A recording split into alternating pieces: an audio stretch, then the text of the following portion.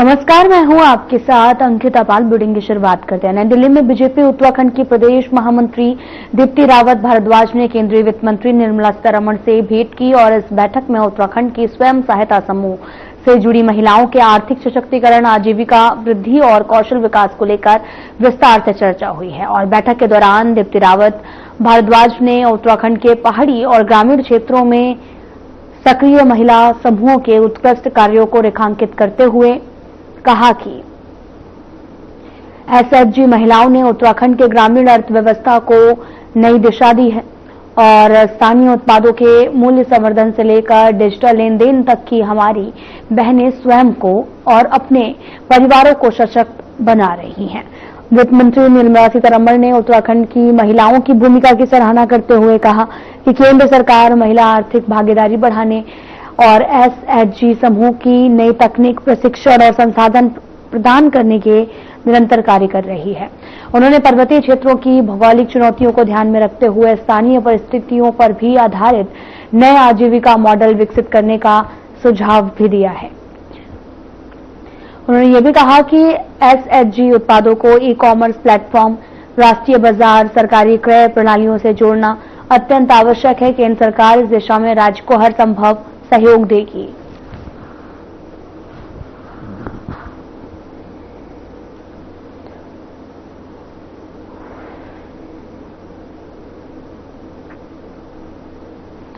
मोहनलालगंज संसदीय क्षेत्र के अंतर्गत मंगलवार को कई विद्यालयों के खिलाड़ियों के बीच में राज्यसभा सांसद डॉक्टर दिनेश शर्मा द्वारा स्थानीय केडी सिंह बाबू स्टेडियम और बख्शी का तालाब इंटर कॉलेज में आयोजित सांसद खेल महोत्सव के अंतर्गत भारी संख्या में खेल प्रतियोगिताओं का आयोजन किया गया। साथ ही रस्साकसी, खो खो, कबड्डी, दौड़ प्रतियोगिता और साथ ही फुटबॉल प्रतियोगिता का आयोजन किया गया है। साथ ही ग्रामीण क्षेत्रों से प्रतिभागियों का उत्साह देखते बनता था।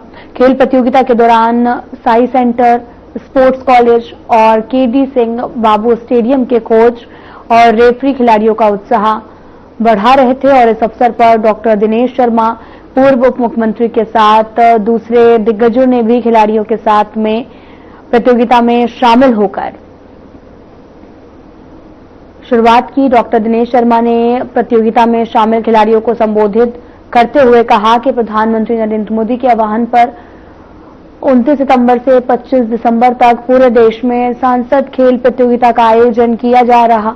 मोहनलालगंज संसदीय क्षेत्र लखनऊ में अभी तक सभी विधानसभा से 1.5 दर्जन से अधिक जगहों पर खेल प्रतियोगिताएं आयोजित की जा चुकी हैं।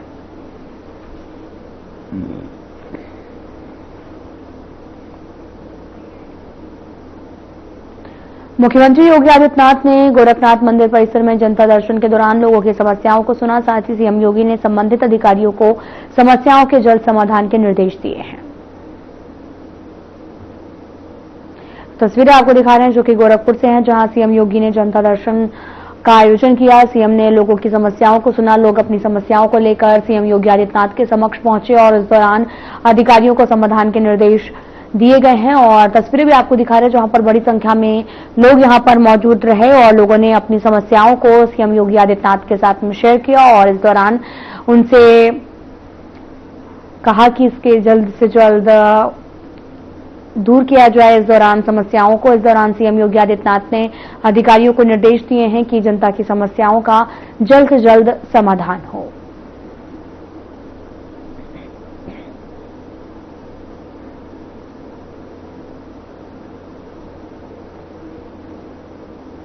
मुख्यमंत्री योगी आदित्यनाथ ने मंगलवार को विशेष गहन पुनरीक्षण यानी कि एसआईआर अभियान के तहत अपना एसआईआर प्रपत्र भरकर संबंधित अधिकारियों को सौंप दिया। इसके साथ ही प्रदेश में मतदाता सूची के कार्य को गति देने के निर्देश भी दिए गए हैं।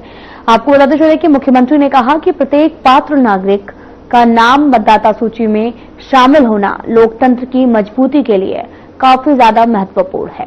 उन्होंने अधिकारियों को पुनरीक्षण कार्य में पारदर्शिता और समयबद्धता सुनिश्चित करने के निर्देश दिए हैं।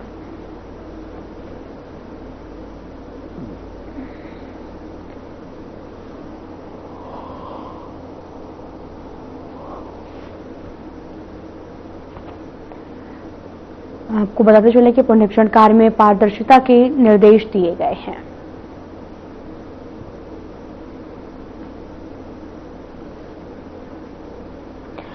सीएम योगी ने एसआईआर पर पत्र भरा है। दरअसल तस्वीरें दिखा रहे हैं आपको गोरखपुर से, जहां पर सीएम योगी आदित्यनाथ ने पुनरीक्षण कार्य में पारदर्शिता के निर्देश दिए हैं। केंद्रीय मंत्री पीयूष गोयल ने सीएम योगी की जमकर तारीफ की है। योगी के लगातार बढ़ते इंफ्रास्ट्रक्चर को लेकर भी सीएम योगी की तारीफ की गई। केंद्रीय मंत्री पीयूष गोयल ने कहा कि सीएम योगी आदित्यनाथ के नेतृत्व में उत्तर प्रदेश में कानून व्यवस्था, बुनियादी ढांचे, रोजगार, औद्योगिक विकास और गरीबी उन्मूलन के स्तर पर अभूतपूर्व तरक्की की है। साथ ही उन्होंने ये भी कहा कि मोदी सरकार के सपने को आगे बढ़ाते हुए यूपी ने अब देश का विकास इंजन बनना शुरू कर दिया है, जिससे प्रदेश के बच्चों और परिवारों के लिए सुरक्षित और बेहतर भविष्य तैयार हो रहा है।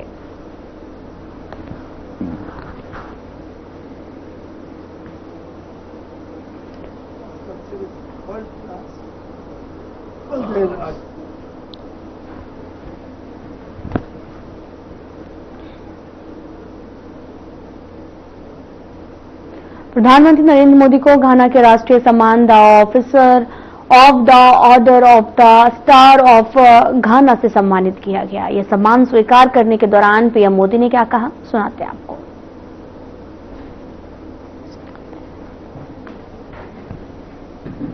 घाना के राष्ट्रीय award the officer of the order of the star of घाना से सम्मानित किया जाना मेरे लिए अत्यंत गर्व और सम्मान की बात है। मैं राष्ट्रपति महामाजी, घाना सरकार और घाना के लोगों का हृदय से आभार प्रकट करता हूं। मैं इस सम्मान को 140 करोड़ भारतीयों की ओर से विनम्रता के साथ स्वीकार करता हूं। यह सम्मान मैं हमारे युवाओं की आकांक्षाओं को, उनके उज्जवल भविष्य को, हमारी समृद्ध सांस्कृतिक विविधता और परंपराओं को और भारत घाना के ऐतिहासिक संबंधों को समर्पित करता हूं।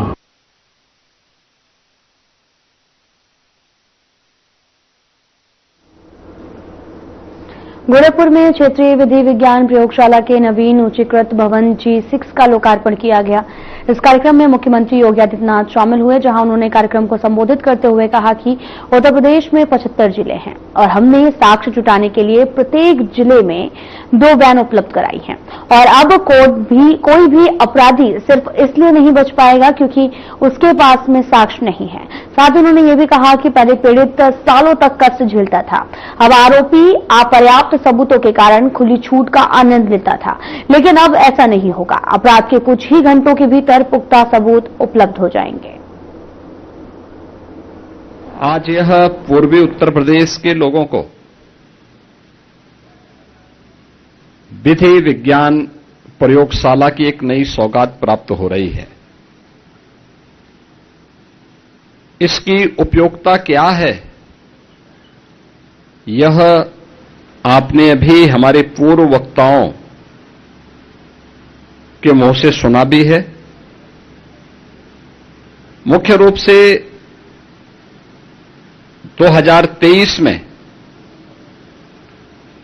जब प्रधानमंत्री मोदी जी के मार्गदर्शन और नेतृत्व में भारत सरकार ने देश में 3 नए कानून लागू किए, जिनकी अवधारणा प्रत्येक पीड़ित व्यक्ति को समय से न्याय देने की रही है। यानी जो ब्रिटिश कालखंड की अवधारणा थी दंड पर आधारित, इससे अलग हट करके हर व्यक्ति को न्याय मिले और समय पे न्याय मिले, इस दृष्टि से भारतीय न्याय संहिता 2023, भारतीय सुरक्षा संहिता 2023 और भारतीय साक्ष्य संहिता 2023, ये 3 नए कानून को गत वर्ष जुलाई में लागू किया गया। लागू होने के बाद यह अनिवार्य हो गया है कि उन सभी अपराधों में फॉरेंसिक साक्ष्य जुटाए जाएं जिसमें 7 वर्ष से ऊपर की सजा है। और इसके लिए हम लोगों ने पहले से ही तैयारी की थी। अक्सर होता था कि अपराधी अपराध करता था और अपराधी के अपराध के बाद चूंकि साक्ष्य अगर इकट्ठे होते भी थे तो उस अपराधी को सजा इसलिए नहीं दे पाते थे क्योंकि अच्छी लैब्स नहीं थी। लैब्स के अभाव में अपराधी बच जाता था। हम लोग जब 2017 में आए थे, देश की सबसे बड़ी आबादी के राज्य में 4 लैब मात्र थे। हमने उसी समय इस बारे में निर्देश जारी किए कि कम से कम रेंज स्तर पर यानी कमिश्नरी स्तर पर हमारे पास एक एफएसएल लैब होनी चाहिए। और इसके लिए प्रयास प्रारंभ हुए और मुझे बताते हुए प्रसन्नता है कि हमने 8 वर्ष में 4 लैब को बढ़ा करके 12 करने में सफलता प्राप्त की। 18 कमिश्नरी उत्तर प्रदेश में हैं। हर कमिश्नरी में एक लैब हो। उसके लिए हम लोगों ने 6 अन्य स्वीकृत करके वे आज निर्माणाधीन हैं। यानी 18 ये सभी लैब बन जाएंगे तो 18 लैब्स हमारे पास प्रदेश में होंगी। और वह लैब भी केवल सामान्य नहीं, जिनमें हर प्रकार के फॉरेंसिक साइंस से जुड़े हुए उस पहलू की जांच की जा सकती है जिससे अपराधी के खिलाफ एक ठोस साक्ष्य समय पे हम न्यायालय में प्रस्तुत करके उसे दंडित करवा सकें और एक पीड़ित व्यक्ति को न्याय दिला सकें। इस अवधारणा पर आधारित यह व्यवस्था प्रदेश में लागू की गई और इसके लिए हर एक जनपद में व्यवस्था की गई कि वहां पे मोबाइल फॉरेंसिक लैब भी दिए जाएं। 75 जनपद हैं प्रदेश में। हर जनपद में हमने 2-2 वैन इस रूप में उपलब्ध करवाए हैं जो साक्ष्य कलेक्ट कर सकें। अब ऐसा नहीं कि कोई व्यक्ति अपराध करेगा, पीड़ित भटक रहा है, वर्षों से वह तड़प रहा है, अपराधी मौज मस्ती कर रहा है क्योंकि उसके खिलाफ साक्ष्य नहीं है और इसलिए वह बच निकलता है।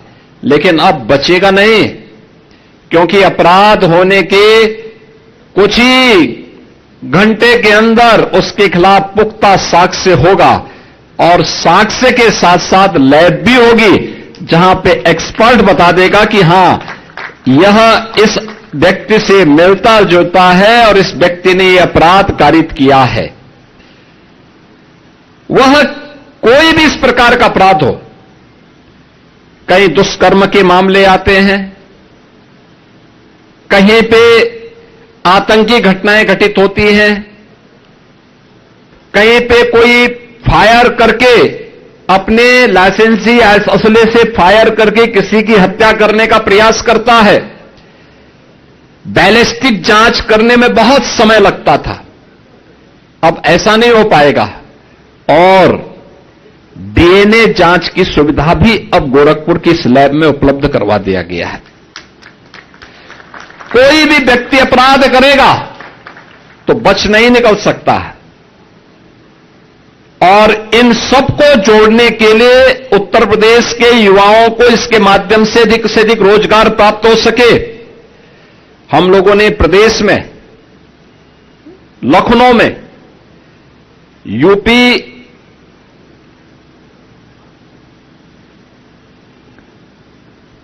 स्टेट फॉरेंसिक इंस्टीट्यूट का गठन भी किया है। उसमें हमने अलग अलग पाठ्यक्रम भी तैयार किए हैं। सर्टिफिकेट कोर्स, ये जितने भी कलेक्टर होंगे, यानी जितने भी कलेक्शन करने वाले तकनीशियन होंगे, उन तकनीकी कर्मचारियों के लिए सर्टिफिकेट लैब में जो लोग इसका मिलान करेंगे, उसके लिए डिप्लोमाधारी और उस पर अपनी राय देने वाले, उसके एक्सपर्ट डिग्रीधारी और उनके अनुभव भी इसमें काम आएंगे। यह आज का नए समय में नए हो रहे अपराधों को रोकने के लिए वैज्ञानिक साक्ष्य उपलब्ध करवाने की दिशा में तकनीक के माध्यम से अपराधी को समय पे सजा दिलाकर एक पीड़ित को न्याय दिलाने के लिए सरकार के द्वारा किए गए प्रयास का हिस्सा है। और आज गोरखपुर की इस अपग्रेड लैब को, जो ये श्रेणी की लैब है, इसमें वे सभी प्रकार की सुविधाएं यहां पर उपलब्ध होंगी जो वास्तव में एक व्यक्ति को, जो जांच को में तेजी लाने में, सटीक और पूर्ण तरह साक्ष्य आधारित जांच होगी और यह फॉरेंसिक लैब मॉडर्न पुलिस के लिए एक गेम चेंजर के रूप में काम आने वाली है। और इस दिशा से आज के इस अवसर पर मैं इस पूरे क्षेत्र के लोगों को इस बात के लिए हृदय से मैं बधाई देता हूं कि इसका लाभ होने से आज प्रदेश में वे सभी प्रकार की सुविधाएं लोगों को प्राप्त हो जाएंगी, जिसके माध्यम से हम लोग उत्तर प्रदेश के नागरिकों को समय से सुसंगत न्याय उपलब्ध करवाने के लिए वैज्ञानिक साक्ष्य उपलब्ध करवा करके माननीय न्यायालय के माध्यम से अपराधी को समय पर सजा दिला सकें।